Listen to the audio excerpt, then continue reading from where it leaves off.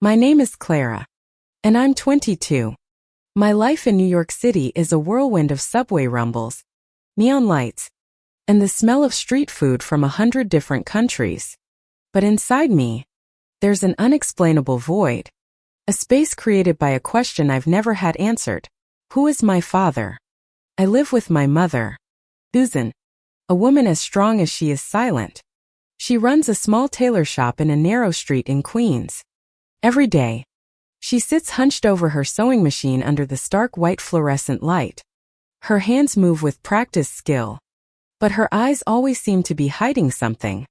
I've asked about my father many times, from childhood to now. Each time, she changes the subject or simply says, "That doesn't matter, Clara." Her words are like a wall I've tried to climb my whole life, but never could. Today, I'm sitting on the couch in our small living room. The New York summer air is thick and heavy, even with the air conditioner working overtime.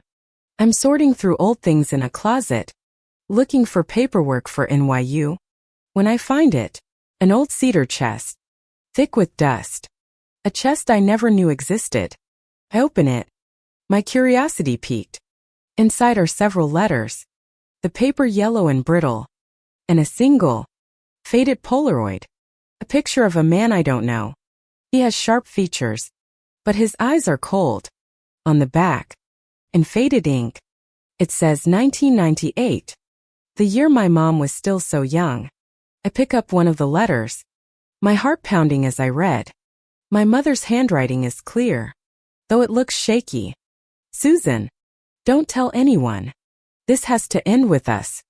A chill runs down my spine despite the heat. What had to end? Why would she write this?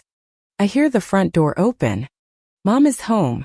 I quickly shove the letter back into the box, but her eyes lock onto me instantly. "Clara, what are you doing?" Her voice is sharp, laced with a panic I've never heard before.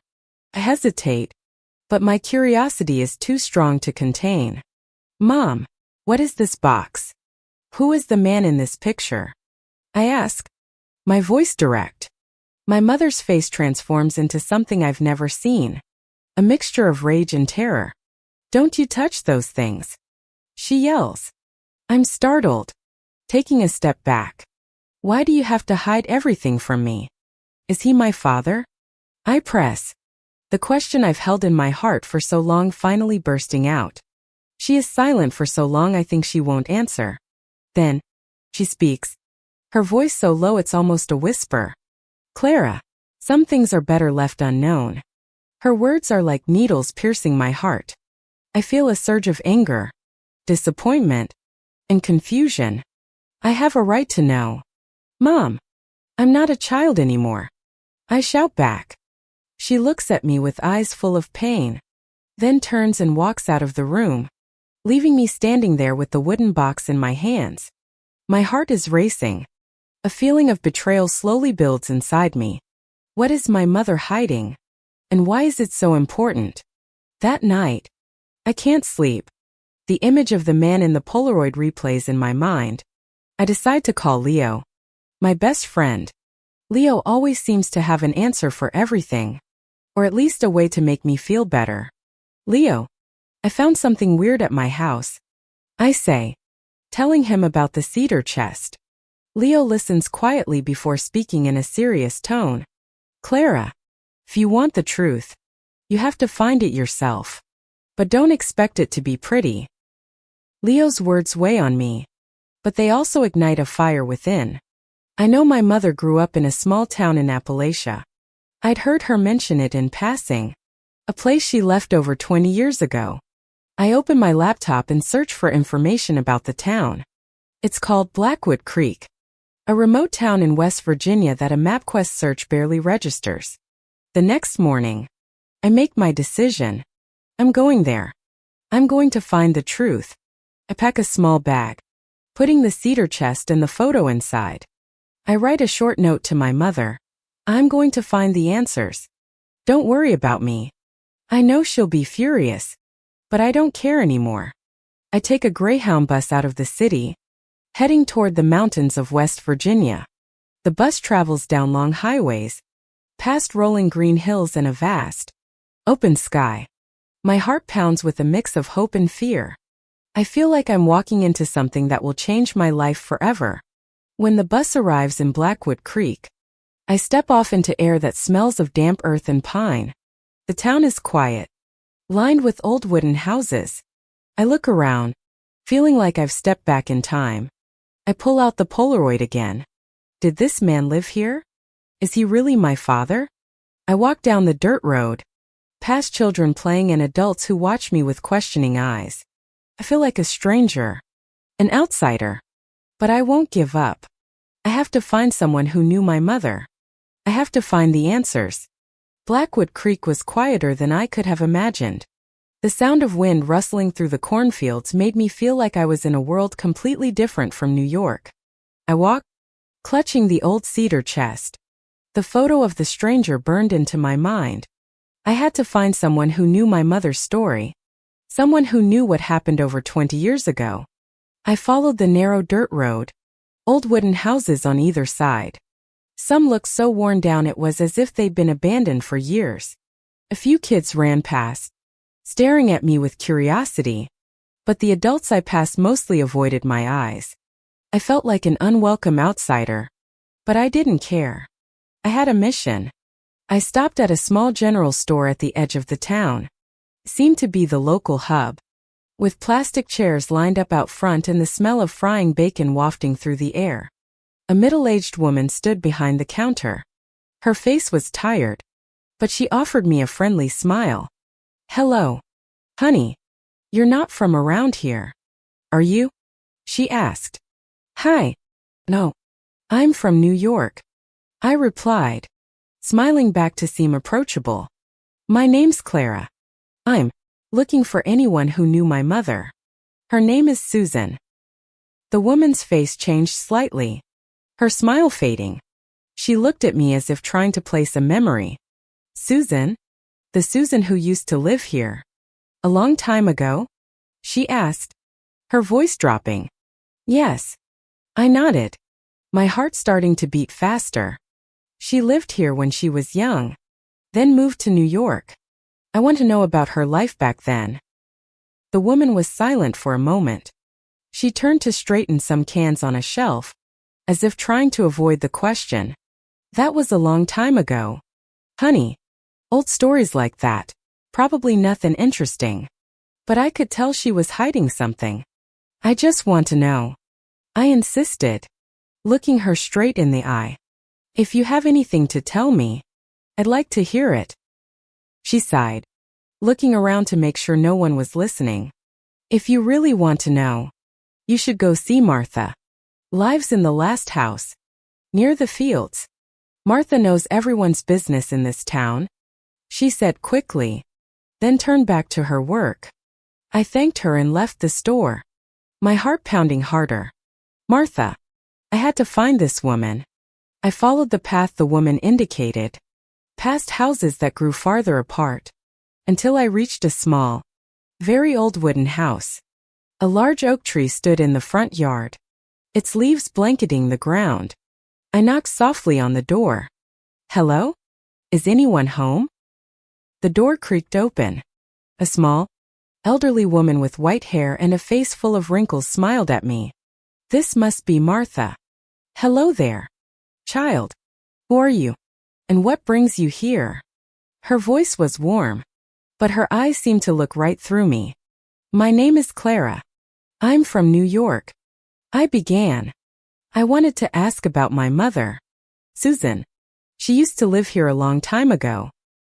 Martha went still, her gaze shifting slightly. She invited me inside to sit. The house was simple, filled with the scent of drying herbs. "Susan," she said the name slowly. "That girl. She was a good girl. A kind heart. But fate wasn't kind to her." A chill ran down my spine. "You knew my mother? I want to know what happened. Why did she leave?" Martha looked at me for a long time, as if weighing her words. She sighed. "Susan was a bright young thing. Loved to sing. She used to sit out in the fields singing her heart out. But then, something happened. Her voice trembled slightly. There was a man in this town. A man everyone feared. He changed Susan's life. Who was that man? I asked immediately, my heart racing. Martha avoided my gaze, shaking her head. It's been so long. Child. A story like that is better left buried. But I wouldn't let it go. I need to know. Ma'am, I said, holding out the old Polaroid to her. Was it this man you're talking about? Martha glanced at the photo, and her face went pale with shock. She pushed the photo back at me. Where did you get this? She hissed, her voice trembling. Don't hold on to that. Get rid of it. Why? I pressed, confused. Who is he? Martha fell silent. She looked out the window as if seeing something I couldn't.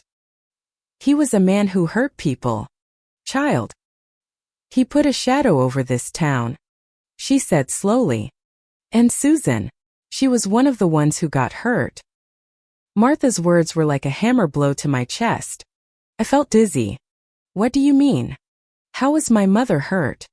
I asked, my voice shaking. Martha just shook her head. Don't ask anymore. Child. Go home. Some things are better left buried. She stood up, as if dismissing me. I felt angry and confused.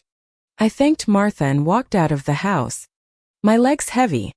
I sat down under the old oak tree, staring at the photo in my hand. Who was this man? What did he do to my mother? Martha's words, a shadow over this town, echoed in my head. I decided to walk back to the center of town. I had to find someone else who knew.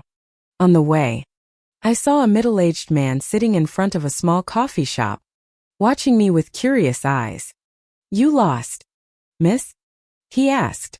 I guessed he was the man the shopkeeper had mentioned. His name was Chris. My name is Clara. I'm trying to find out about my mother. Susan, I said directly. Chris went still, his expression changing. Susan, my old friend, he said slowly. She was a good person, just had bad luck. What kind of bad luck? I pressed, feeling like I was getting closer to the truth. Chris glanced around and lowered his voice. Clara, listen. Some things are too dangerous for you to know. Susan went through something terrible. And the man who hurt her, he still has influence in this town. I'm not afraid, I said, though a cold feeling was spreading through me. I need to know what happened. Chris sighed.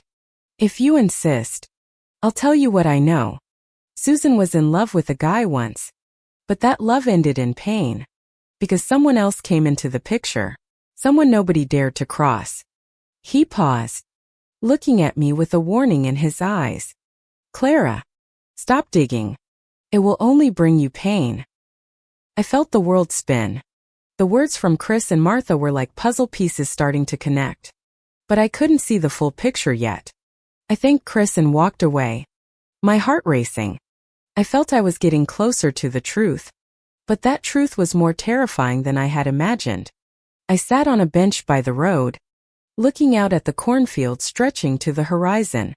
I pulled out my phone, wanting to call Leo. But the signal here was weak. I felt so alone. But a fire was still burning inside me. I would not give up. I had to know what my mother was hiding, and why everyone in this town was so afraid to talk about it. I sat on that old wooden bench by the road in Blackwood Creek, the green cornfield stretching to the horizon. But my mind was a storm of confusion. The words of Martha and Chris echoed in my head like ghosts that wouldn't leave. A shadow. Someone nobody dared to cross. These phrases were like keys about to unlock a door, but I didn't know what horrors lay behind it. I took out the Polaroid of the stranger again. The sharp face. The cold eyes. I felt a chill every time I looked at him. Was he the one who hurt my mother? Was he my father? I decided to go back to Martha's house. I needed to know more. I wouldn't let her warnings stop me. As I walked, I felt eyes on me from the windows of the houses I passed. This town was quiet, but its silence was filled with secrets. I knocked on Martha's door again. The sound of soft footsteps preceded the door creaking open. Clara? You're back again? Martha looked at me with a mixture of concern and annoyance. I told you. Child. Leave the past alone. I have to know. I said. My voice firmer than I expected. You said there was a shadow. I want to know what happened to my mother. I have a right to know. Martha sighed. She walked over to an old wooden chair and motioned for me to sit opposite her. You're as stubborn as Susan was, she said with a sad smile. Susan dreamed big. She wanted to be a singer, to get out of this town. But then, the terrible thing happened. What terrible thing? I asked, my heart pounding. Martha was quiet for a moment, her gaze fixed on the floor as if seeing a memory. Over 20 years ago, something happened in this town that everyone wants to forget. A young woman was attacked. She paused, watching my reaction. Susan was there, but no one ever knew if she was the victim or just a witness. I felt the world stop spinning. Attacked? You mean? I couldn't finish the sentence. The word rape formed in my mind, but I couldn't bring myself to say it. Martha gave a slight nod. You're smart enough to understand, she said slowly. But the story was buried. No one dared to talk about it, because the man who did it, he had power. Who was he? I asked, my voice trembling. I held out the photo to her again. Was it this man? Martha looked at the photo, her face turning pale. She pushed it back towards me. Don't ask me again. Clara. Destroy that picture, she said, her voice filled with fear. I felt a surge of anger. I won't stop until I know the truth, I said, my voice rising. If you won't tell me, I'll find someone who will. Martha looked at me with eyes full of sorrow. You'll only get hurt. Clara, the truth is never pretty. But I wasn't listening. I stood up, thanked her, and walked out. My heart was pounding so hard it hurt my chest. I felt like I was getting close to something terrifying, but I couldn't stop. I walked down the town's main street, looking for anyone else who might know. I decided to go to the small church at the end of the road. I had heard that churches sometimes kept old community records. At the church, I found an elderly pastor. He looked at me with kind eyes. What can I do for you, my child? He asked. I'm looking for information about an event that happened over 20 years ago. I said directly. My name is Clara, Susan's daughter. I need to know what happened in this town. The pastor was silent for a moment. He nodded. Wait here. He went into his office and returned with an old metal box. The church keeps some records. But be careful. What you find might not be what you want to know. I nodded, taking the box with trembling hands. He let me sit in a pew to look through it. Inside were stacks of old documents. I searched and searched until I found it. A police report. The paper was yellowed and brittle. Dated 1998. It spoke of a violent incident in Blackwood Creek. There was a list of women's names, including Susan, my mother. My heart hammered against my ribs as I read on. The report stated that a rape complaint had been filed, but the case was quickly closed. No arrests were made. No suspect was named. It was as if the whole thing had been erased. I felt dizzy. My mother, was she a victim? Or just a witness? Why had she never told me anything? I put the document in my bag, thanked the pastor, and walked out of the church. My legs were shaking. I felt like the world I knew was crumbling around me. I pulled out my phone and tried to call my mother, but the signal was weak. I tried again and again, until finally, she answered. Clara, where are you? Her voice was filled with panic. I'm in Blackwood Creek, I said, my voice shaking. I found something. Mom, I found a police report about you. My mother was silent for a long time. I could hear her ragged breathing over the phone. Clara, come home. Now. Her voice trembled. Don't dig up that story. Do you hear me? Come home. I need to know the truth. I shouted. What are you hiding from me? Why didn't you ever tell me? Clara. My mother's voice broke. You don't understand. Some things are better left unknown. Then she started to cry. The sound of her sobs hurt my heart. But I was too angry to stop. I'm coming back, I said. But I won't stop until I know everything. I hung up, my hands shaking. I felt like I was betraying her. But I had no choice. I walked to the bus stop, looking up at the darkening sky. A cool wind blew past.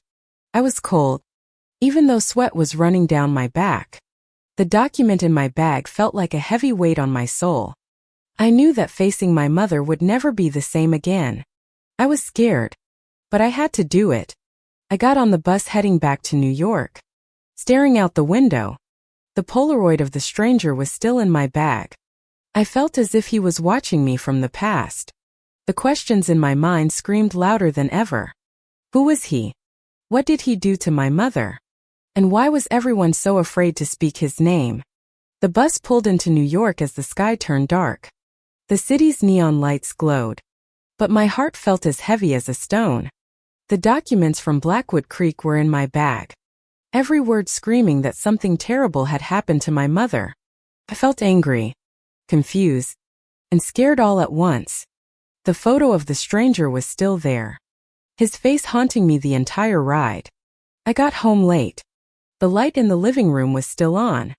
My mother was sitting on the sofa, clutching a tissue soaked with tears. When she saw me, she shot up. Clara, why didn't you listen to me? Her voice trembled with both anger and fear. I took a deep breath and looked her straight in the eye.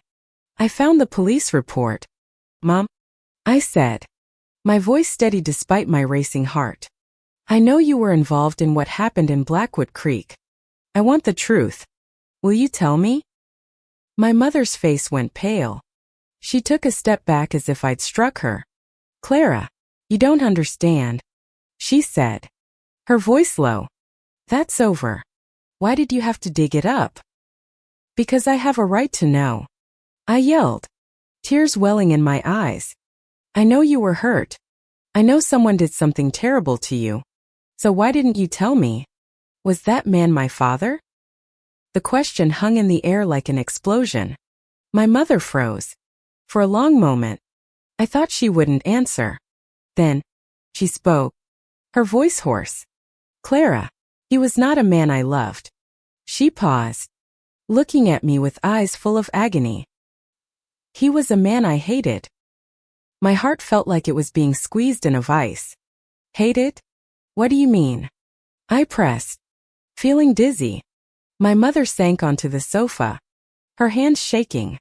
She took a deep breath before continuing. Over 20 years ago, I was young. I had dreams of a better life. But then, there was a man. She stopped, tears streaming down her face. He hurt me. And you are the result of that pain. Her words were a knife twisting in my heart. I felt my world collapse. I am. I couldn't speak. Tears streamed down my face without my command. Why didn't you tell me? Why did you let me think? Because I love you, she shouted, her voice breaking. You are my everything. Clara, I didn't want you to know that you came from something so ugly. I wanted to protect you. I felt a storm of anger and pain. Protect me? Lying to me my whole life was protecting me? I screamed back. I've lived 22 years not knowing who my father was, and now I find out he's a monster? My mother sobbed harder. She reached out to hug me, but I pulled away. Don't touch me, I said, the tears flowing freely. I hate that you lied. I hate that you made me feel this way. I ran out of the apartment, leaving my mother's sobs behind me. I walked through the brightly lit streets of New York, but everything felt dark. I felt like I had lost everything. The mother I loved had become a stranger. And as for me, I was the product of her pain. Called Leo. My only refuge right now. Leo, I found out the truth. I said, my voice trembling. My mom told me. My father is the man who assaulted her. Leo was silent for a moment. Clara, are you okay? He asked, his voice full of concern. I don't know. I answered, tears streaming down my face. I don't know how to feel.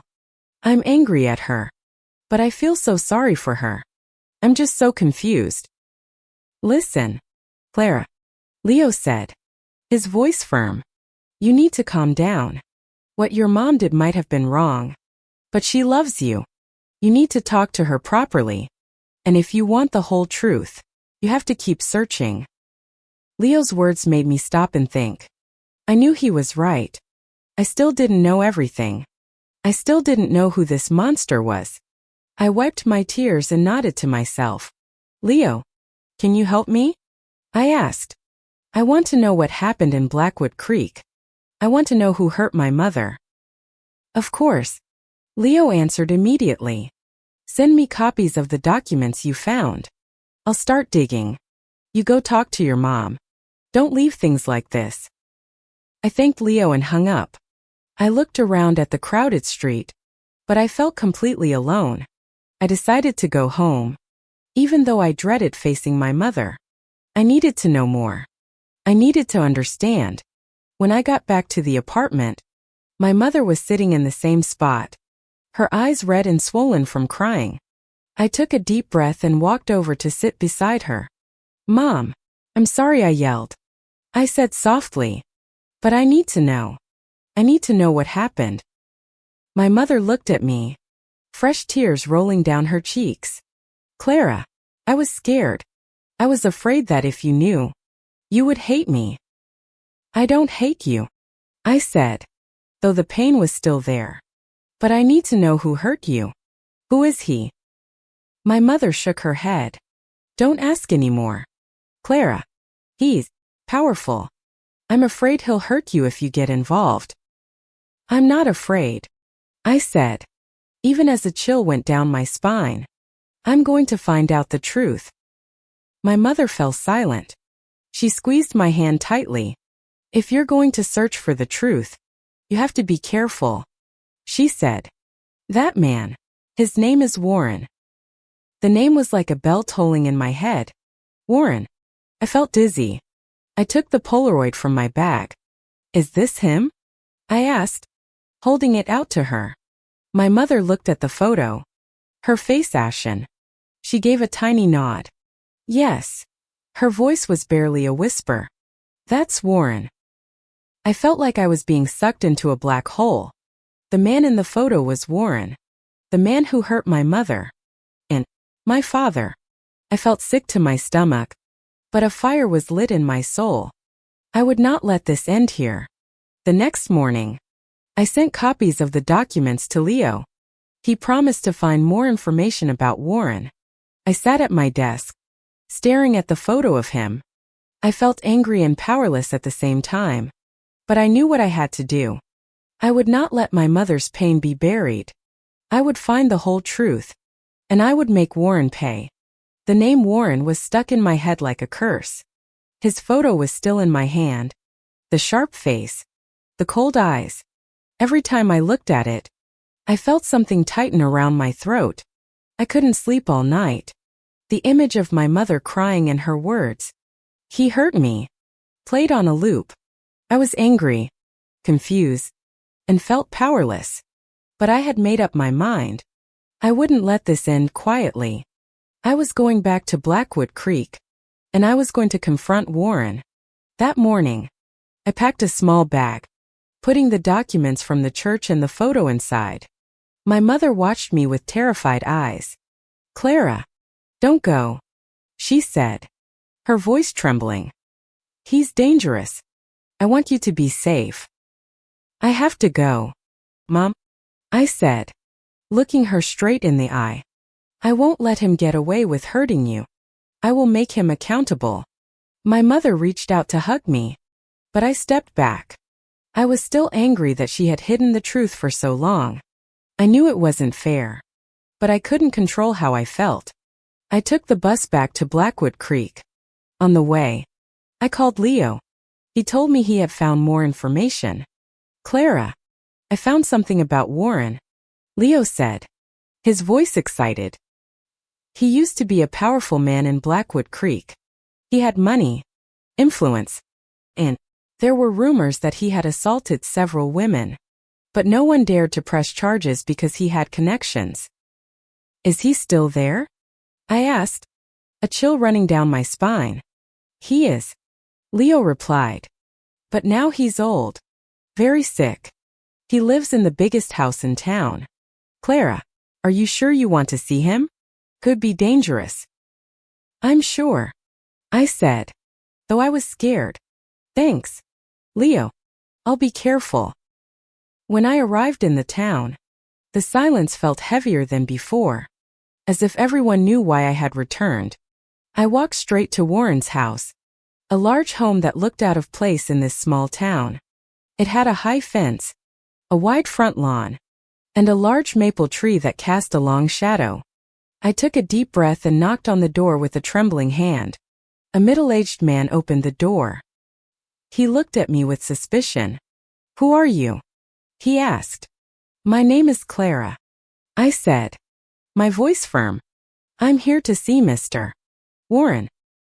The man frowned. My father is very ill. He's not seeing visitors. But I wouldn't back down.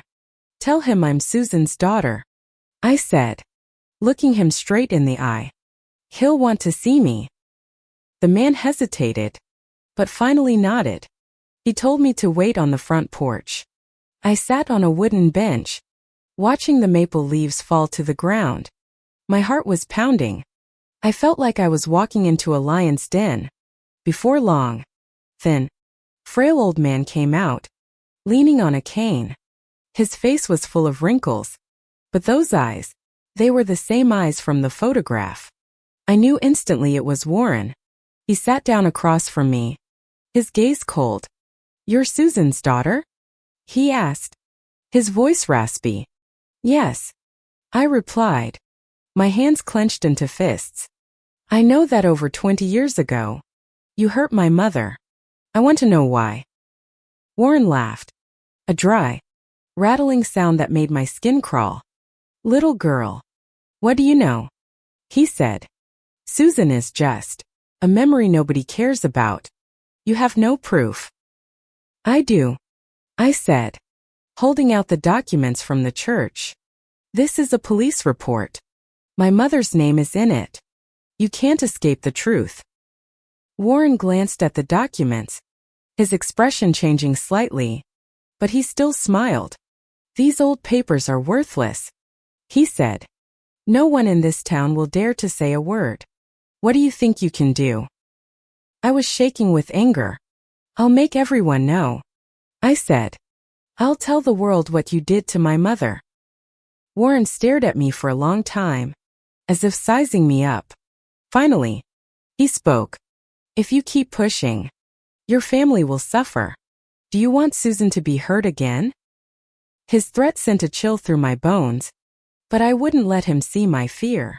You will pay for what you did, I said, then stood up and walked away from the house. My legs were trembling, but I knew I had to be strong. I walked back to the center of town, my heart racing. I felt like I had just faced a demon. On the way, I saw Chris.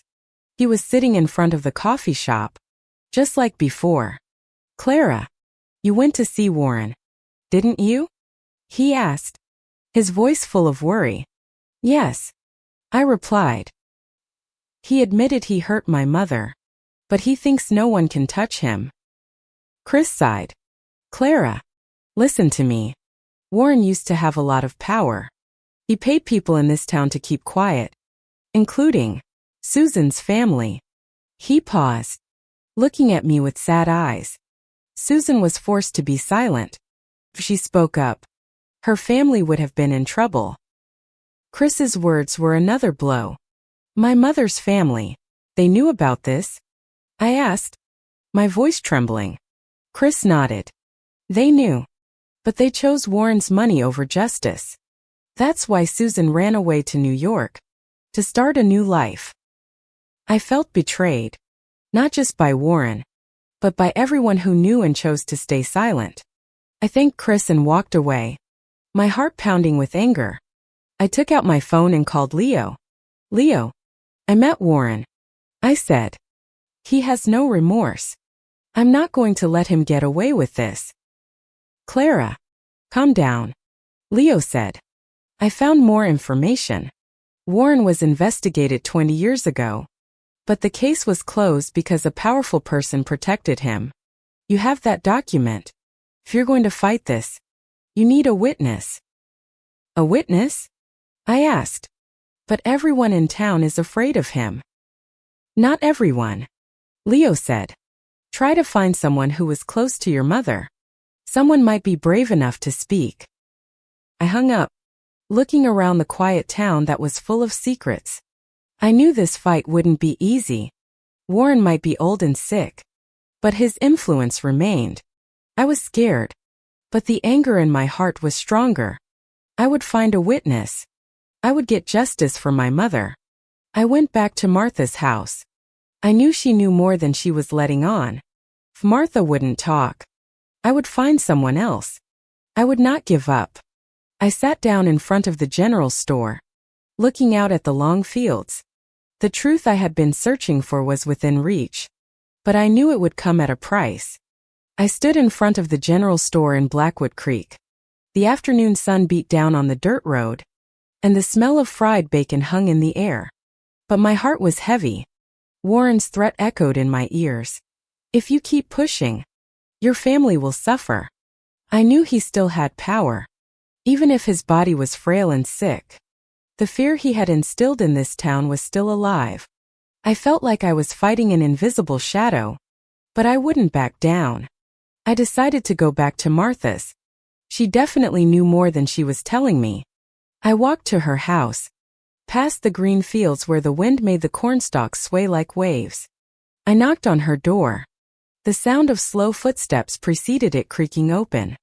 Clara, you still haven't gone back to New York? Martha asked, her eyes full of worry. I told you. This is dangerous. I already know what Warren did, I said, looking her straight in the eye. He hurt my mother, and maybe others too. I won't let him live in peace. Martha sighed. She invited me into her home. The scent of herbs as strong as before. Child, you are as stubborn as Susan, she said with a sad smile. But it was that stubbornness that caused her so much pain. You know the whole story, don't you? I asked, my voice firm. If you do, please help me. I want my mother to get justice. Martha was silent for a long time, her eyes fixed on the floor as if watching the past. Susan was like a daughter to me. She began slowly. Over 20 years ago. She came to me after it happened. She was shaking, crying, telling me Warren had hurt her. I wanted to help, but no one in this town dared to cross Warren. Why didn't anyone help? I asked, my anger bringing tears to my eyes. Why did everyone let him do that? Because Warren had money and power, Martha replied. He controlled everything in this town.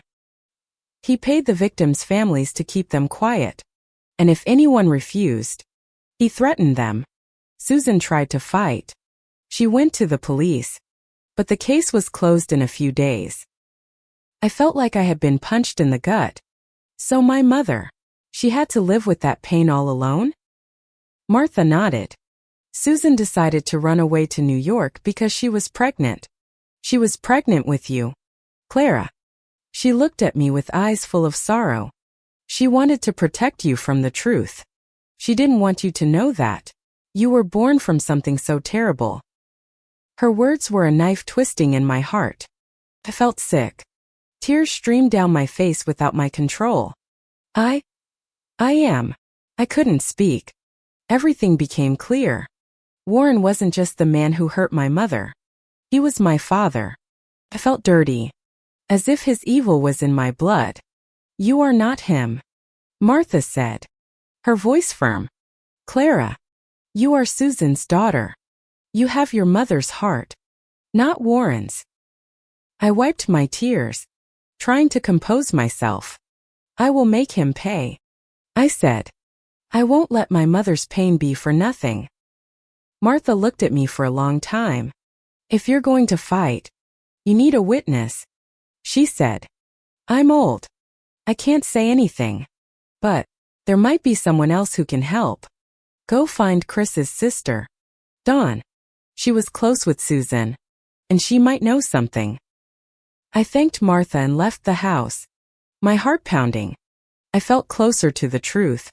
But with every step, the weight of that truth grew heavier. I went to Chris's house first to ask about Dawn.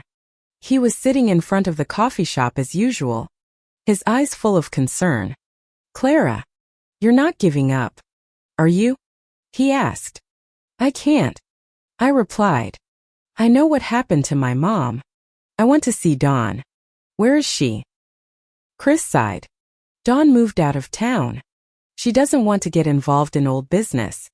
But if you insist, I'll give you her address. He scribbled an address on a small piece of paper and handed it to me. Be careful, Clara. Warren might know what you're up to. I took the paper, thanked Chris, and walked away.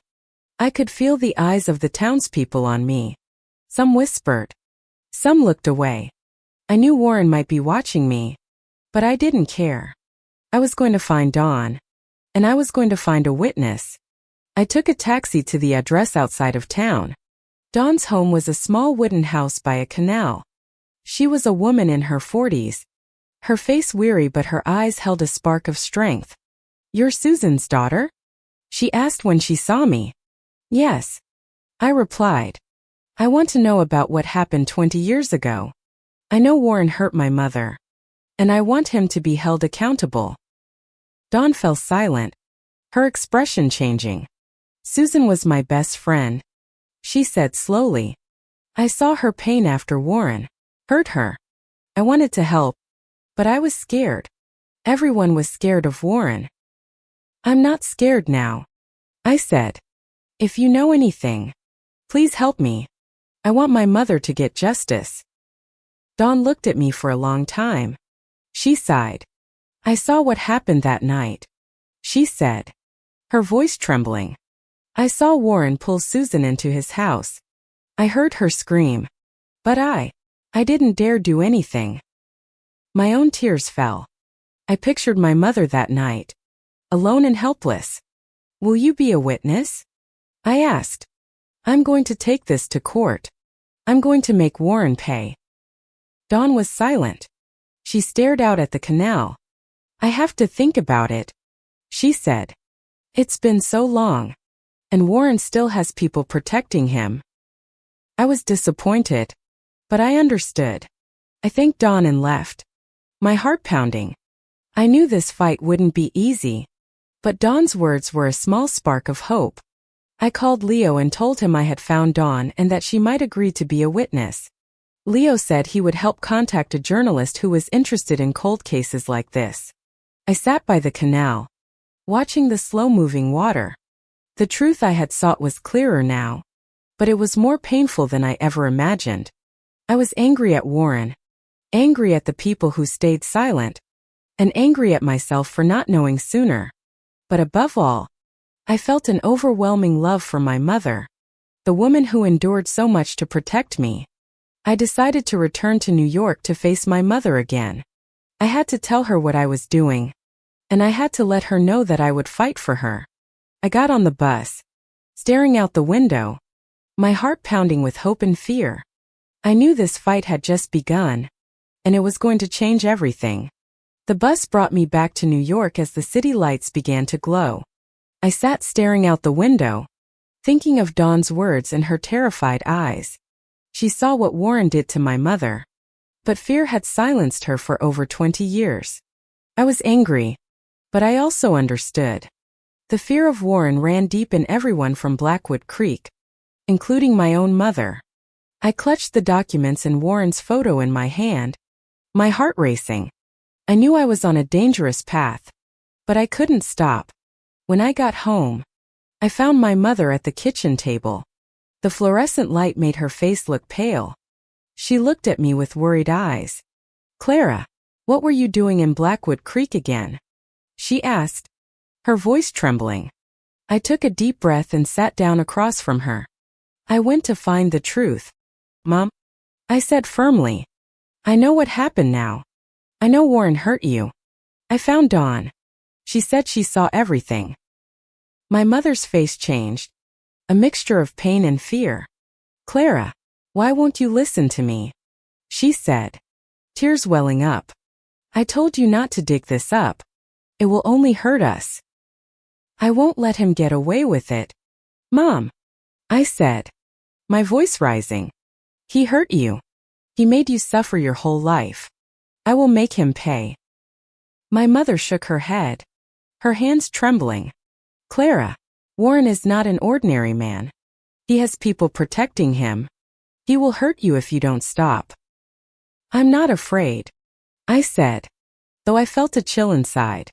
"I'm going to contact a reporter. I'm going to make this a news story.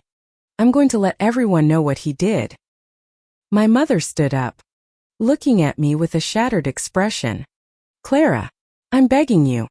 Don't. I've lived with this pain for so long. I can accept it, but I can't bear it if something happens to you." Her words made my heart tremble. I saw the love in her eyes, but I also saw a deep-seated fear. I reached out and took her hand. "Mom, I love you. I'm doing this for you. I want you to have justice." My mother cried, hugging me tightly. "Clara, I'm so scared," she whispered. "I'm scared we'll lose everything." I hugged her back, tears streaming down my face. I felt the weight of my decision. I wanted to protect my mother, but I also wanted Warren to be held accountable. I felt like I was being torn in two. I sat down beside her and looked at her face. "Mom, I have to keep going. I will make him pay. But I promise I will be careful." My mother was silent. She squeezed my hand tightly. "Clara, if anything happens to you, I will never forgive myself," she said. I smiled at her, though my heart was heavy. "Nothing will happen to me, Mom," I said. "I'm going to make everything right." That night, I couldn't sleep. I sat looking at the documents and Warren's photo. Fear and anger battled within me. I knew I was facing something bigger than myself. Warren might have power and protectors, but I had something he didn't. I had my love for my mother, and the determination to bring the truth to light. I had made my decision. I would move forward. I would make this a news story, find my witnesses, and bring Warren to justice. But I knew this path would be full of danger. I looked out the window at the bright lights of New York City. My heart was pounding. I felt like I was standing on the edge of a cliff, and the next step would change everything. I woke the next morning with a heavy heart. Sunlight streamed through the curtains, but my mind was clouded and dark. The threatening phone call from the night before echoed in my head. "Stop messing with Warren's business, or Susan will get hurt." I knew this was a fight bigger than me, but I couldn't stop. I had to do it for my mother, for the justice she never received. I sat at the kitchen table, watching my mom make coffee. Her hands were trembling slightly. I knew she was scared. I wanted to tell her everything would be okay, but I wasn't sure I could keep that promise. "Mom, I'm going to finish this," I said softly. "I'm going to make Warren pay." My mother looked at me, her eyes welling with tears.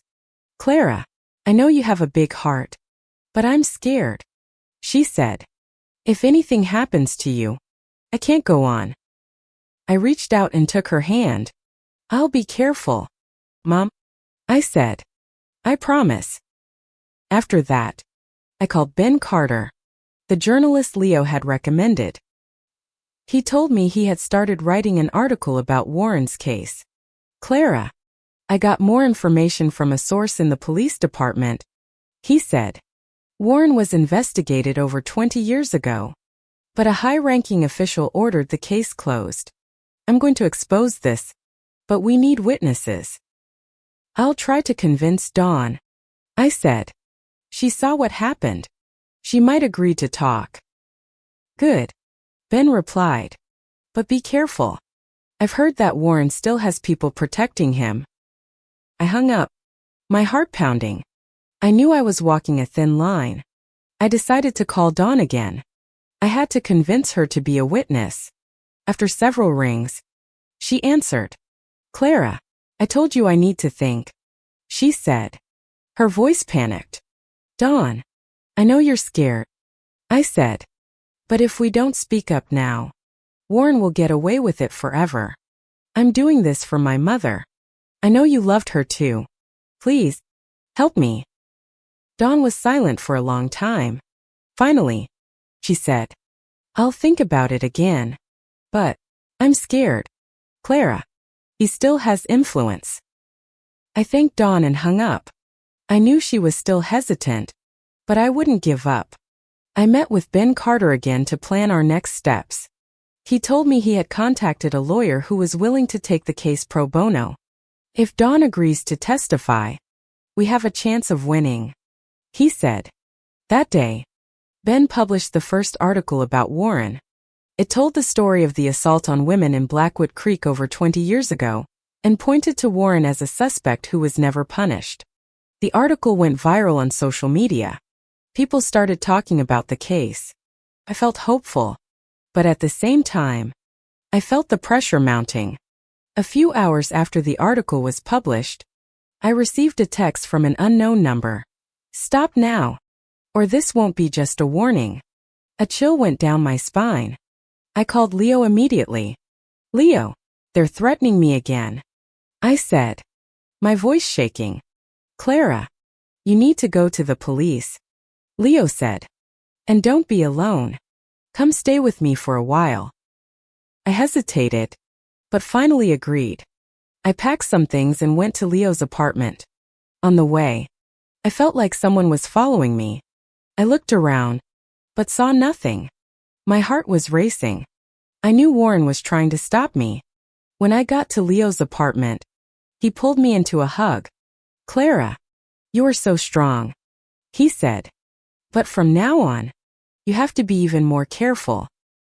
I nodded, tears in my eyes. I'm scared, Leo, I admitted. But I can't stop. I have to do this for my mom. Leo smiled at me. I'll be by your side, he said. We'll fight this together. The next day, the news about Warren spread even further. The police announced they were reopening the old case. I felt like I was seeing a light at the end of the tunnel, but at the same time, I could feel a storm brewing. I went back to my apartment to talk to my mother. She was sitting in the living room, her eyes red. Clara, everyone from town has been calling, she said, her voice trembling. They're cursing me, calling me the woman who ruined the town's reputation. They hate us. I felt like I had been punched in the gut. Mom, I'm so sorry, I said, tears streaming down my face. I didn't want this to happen. I just wanted Warren to pay. My mother hugged me. I know, she said. But I'm scared. Clara, I'm scared we're going to lose everything. I hugged her back, feeling the weight of my decision. I knew this fight wasn't just against Warren, but against the fear and silence that ran deep in the community. I wiped my tears and looked at my mother. Mom, I won't give up, I said. I will make things right. I called Dawn again. This time, she answered with a determined voice. Clara, I saw the news, she said. I've made up my mind. I'll be a witness. I'll tell them what I saw that night. I felt a huge weight lift from my chest. Thank you, Dawn, I said. I promise I'll protect you. Dawn laughed softly. I'm not sure who's protecting who, she said. But I'll do it for Susan. I hung up, my heart pounding with hope. I knew the fight wasn't over. But Dawn was a crucial step. I contacted Ben and the lawyer, telling them Dawn had agreed to testify. They were thrilled and started preparing the lawsuit. But that night, I got a call from my mother. She was sobbing hysterically. "Clara, someone threw a rock through our window," she said. "They threatened me. Clara, I'm so scared." I felt my world crumble. I rushed home to find my mother sitting in the living room amidst shattered glass. I held her tightly. "Mom, I'm sorry," I said, tears flowing. "I'll stop. This is going to hurt you. I'll stop." My mother shook her head. "No, Clara," she said, her voice trembling but firm. "You have to keep going. I will not let Warren win again." Her words made me feel stronger. I knew this fight wasn't just for my mother, but for everyone Warren had ever hurt. I looked out the window at the still bright lights of New York City. My heart was pounding. I knew the storm was coming, but I was ready to face it. I sat beside my mother amidst the shattered glass on the living room floor. The neon light from the street cast long shadows, making my mother's face look pale and drawn. She gripped my hand tightly, her tears finally slowing. "Clara, I'm scared," she said, her voice a fragile whisper. "But I'm so proud of you. You're so much stronger than I ever was." Her words were a strange mix of pain and warmth. I knew this fight was forcing her to relive her trauma, but she was choosing to stand with me. I held her close. "I'm going to end this, Mom. I promised. I'm going to make Warren pay." The next morning, called Ben Carter. He told me his article had stirred up more than just online chatter. 2 other women from Blackwood Creek had contacted him, claiming they had also been assaulted by Warren years ago. "Clara, this is our chance," Ben said. "If we have more witnesses, this case becomes ironclad." A surge of hope washed over me, but it was followed by the immense weight of responsibility. I called Dawn to make sure she was still committed. Her voice was firm.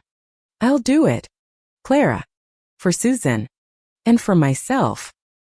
I thanked her and called the lawyer Ben had found. He was already preparing to file charges against Warren for assault and rape, based on the events from over 2 decades ago. "The statute of limitations makes this difficult," he admitted. "But with witnesses like Dawn and the others, we have a real shot." I felt like I was on the verge of something monumental. I went back to the apartment to tell my mother everything. "Mom, there are other women who are willing to speak out," I said. "They were hurt by Warren, just like you. I think we can win." My mother looked at me, her eyes filling with tears. "Clara, I always thought I was the only one," she said, her voice trembling. "I feel so guilty for being silent for so long. If I had been brave back then, maybe the others wouldn't have been hurt." I hugged her. "It's not your fault, Mom," I said. "Warren is the one at fault. And now, we're going to make him answer for it." She wiped her tears and nodded. "You have to be careful, Clara," she warned. "Warren won't go down without a fight." I knew she was right. That same day, I received another threatening text from an unknown number. "If you keep this up, Susan won't be the only one who gets hurt." A deep chill settled in my bones, but I refused to let fear win. I reported the threat to the police and told Leo what was happening. "Clara, you need to stay somewhere else for a while." Leo insisted. "Come stay with my family and me, until this is all over." I hesitated, but finally agreed. My mother and I packed a few things and went to Leo's house. His family welcomed us with warmth, but I could see the tension in my mother's face. She barely spoke, just stared out the window as if waiting for disaster to strike. The next day, I met with the lawyer and Ben Carter at his office. Dawn and the 2 other women from Blackwood Creek were there. They told their stories through tears, and every word was like a knife in my heart. My anger towards Warren burned hotter than ever. He hadn't just hurt my mother. He had destroyed the lives of so many women. We're filing the lawsuit next week, the lawyer announced. Dawn and the other witnesses will testify in court. Clara, are you ready for this? I nodded.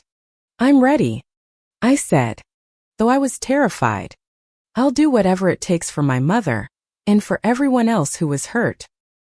After the meeting, I felt exhausted but energized. I went back to Leo's house and found my mother in the living room, her face pale. Clara, there's something I need to tell you, she said, her voice low and heavy. I sat down beside her, sensing the gravity in her tone. What is it? I asked.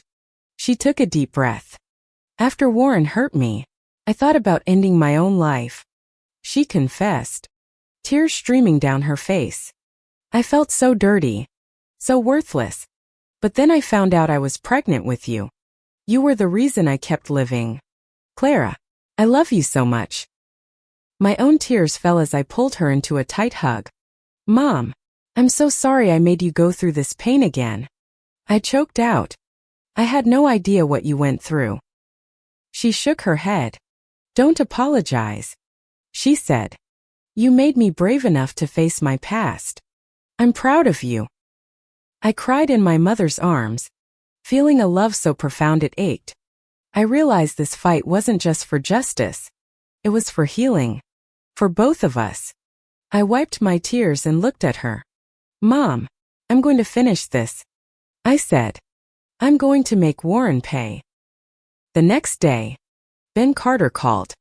The news was spreading in Blackwood Creek. Some people were supporting us, but others were attacking us, calling my mother and me troublemakers who destroyed the town's peace. It hurt, but I wouldn't let their words stop me. I called Dawn to offer my support. She told me she had been receiving threats too, but she was still determined to testify. Clara, I won't let Warren win, she said. We'll fight this together. Her courage strengthened me. I knew this fight wasn't just mine or my mother's. It belonged to every person Warren had ever harmed. I sat at the table in Leo's house and opened my laptop to read the latest news on the case. The truth I had sought for so long was about to come out, but I knew it came with a price. That night, I dreamed of my mother as a young woman, singing in the fields of Blackwood Creek. Her smile was brighter than any I had ever seen. I woke up with tears on my cheeks. I knew I had to get justice for her, so she could smile like that again. I looked out the window at the sprawling lights of New York City, my heart pounding. I knew this battle was nearing its end, but I still didn't know what the final cost would be. I clenched my fists, promising myself I wouldn't give up, no matter what happened. The morning sun streamed through the window of Leo's house. I sat at the living room table, staring at the stack of legal documents. Today was the day. The first day of Warren's trial. I felt my heart pounding in my throat. Dawn and the other two witnesses had confirmed they would testify. I knew this long fight was nearing its climax, but a cold fear crept over me. Would Warren surrender so easily? And what would be the final price for my mother and me? I looked over at my mother on the sofa. She was dressed neatly in a clean white blouse, but her eyes were filled with anxiety. Clara, are you sure this is what you want? She asked softly. If we lose, Warren won't leave us alone. I reached out and took her hand. I'm sure, Mom, I said. Whatever happens, I won't regret fighting for you. She smiled at me, a smile that was fragile but full of love. You are such a strong daughter, she said. I'm so proud of you. I hugged her, drawing strength from her embrace. I knew today would change everything. I called Leo to confirm he would come to the courthouse with us. You've got this, Clara, he said. I'll be with you every step of the way. When we arrived at the courthouse, the tension in the air was palpable. Dawn and the other two witnesses were waiting outside the courtroom. Their eyes were filled with fear, but also with determination. Dawn managed a small smile. Clara, I'm ready, she said. For Susan. I nodded, thanking her from the bottom of my heart. Ben Carter and our lawyer arrived.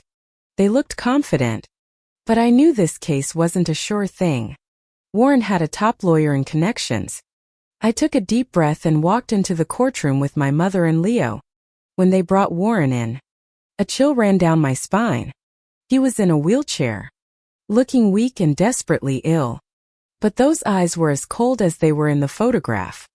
He looked at my mother and me, his gaze filled with pure hatred. I squeezed my mother's hand, trying not to let my fear show. The trial began with our lawyer's opening statement. He recounted the events from over 2 decades ago, referencing the church documents and the witness testimonies. Dawn was the first to take the stand. She was visibly shaking but spoke in a firm voice. I saw Warren pull Susan into his house. She said. I heard her scream. I wanted to help, but I was scared.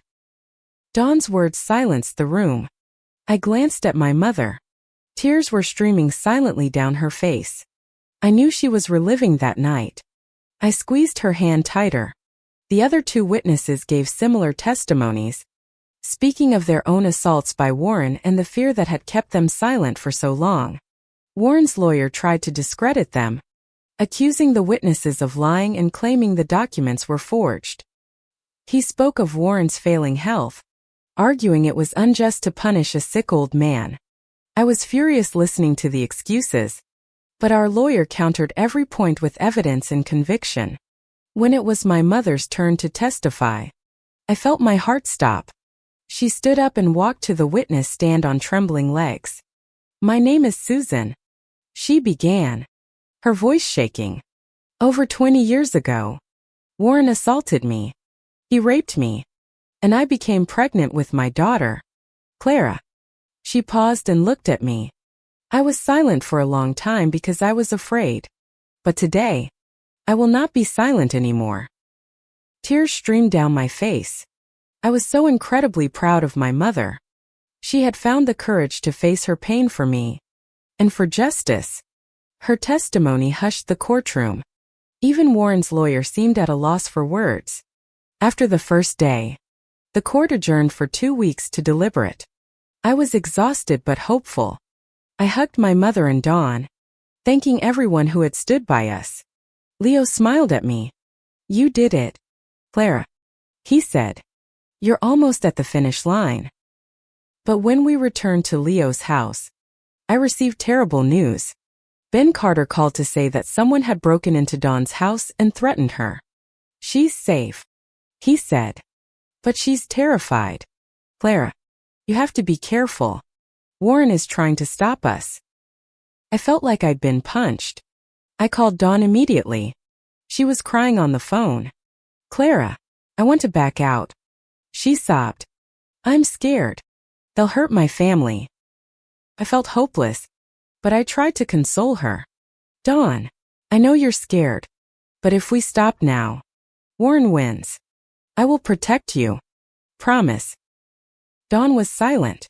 Finally, she said, I'll try to keep fighting, but I'm so scared. Clara. I hung up, tears streaming down my face. I felt the full weight of this battle. I went to my mother and told her what happened. Mom, I'm afraid we're going to lose. I admit it. I'm afraid we're going to lose everything. My mother held me. Clara, no matter what happens, you made me feel worthy. She said. You gave me the courage to live again. Her words gave me strength. I wiped my tears and resolved to see this through. 2 weeks later, the court delivered its verdict. Warren was found guilty of rape and assault. He was sentenced to prison, though his poor health meant he would likely spend his time in a prison hospital rather than a cell. I felt a wave of relief, but I knew this justice had come at a high price. After the trial, my mother and I decided to leave New York. We moved to start over in a small town in the Pacific Northwest, where no one knew our past. The people of Blackwood Creek still talked about us. Some called us heroes. Others called us troublemakers. I learned that the truth never pleases everyone. One day, my mother and I were sitting on the porch of our new house, looking out at the green fields that stretched to the horizon. I took her hand. "Mom, I don't regret knowing the truth," I said. "I'm glad we went through it together." My mother smiled, a genuine smile I hadn't seen in a long time. "I'm glad too, Clara," she said. "You showed me I was stronger than I ever thought." I hugged her, feeling a sense of peace in my heart for the first time in months. I knew the pain of the past would never fully disappear, but my mother and I had learned to move forward. We weren't just warriors who fought against Warren. We were a mother and daughter who loved each other more than anything.